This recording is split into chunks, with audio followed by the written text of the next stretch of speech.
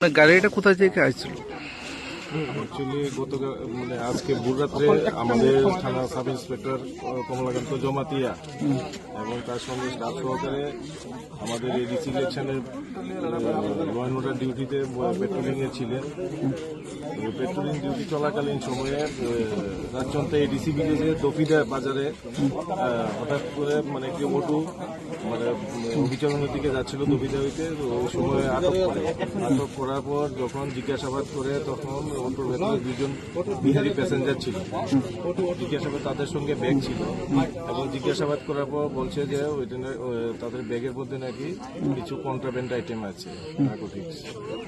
তো সেই সঙ্গে সঙ্গে আমাকে জানানো ফোন করা হয়, আমাকে জানানো হয় এবং এটা জানানোর পরে আমি ডিসিএম স্যারের সঙ্গে যোগাযোগ করি, কিন্তু ডিসিএম স্যার রাত্রিবেলা অধিক রাত্র হওয়াতে ডিসিএম স্যার আসতে পারেনি, আর ইন্ডিপেন্ডেন্ট উইটনেসও ছিল না।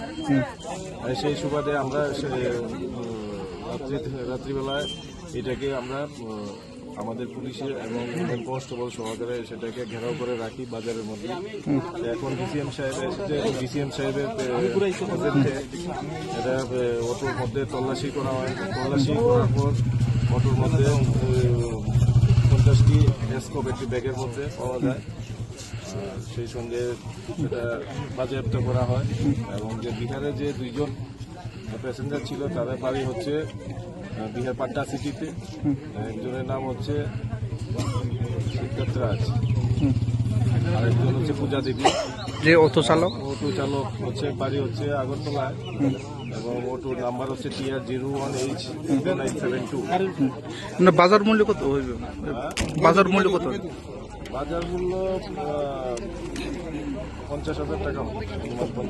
50,000। এখানে পাবলিকটা বলছে দুটো গাড়ি আছে, তারপরে একটা গাড়িতে আমরা তল্লাশি করছি, দুটো গাড়ি তল্লাশি করা হয়েছিল, ওই গাড়িটাতে কোনো কিছু পাওয়া যায়নি, তাই ওটাকে ছেড়ে দেওয়া হয়েছে, ওই অটোটাকে ছেড়ে দেওয়া হয়েছে।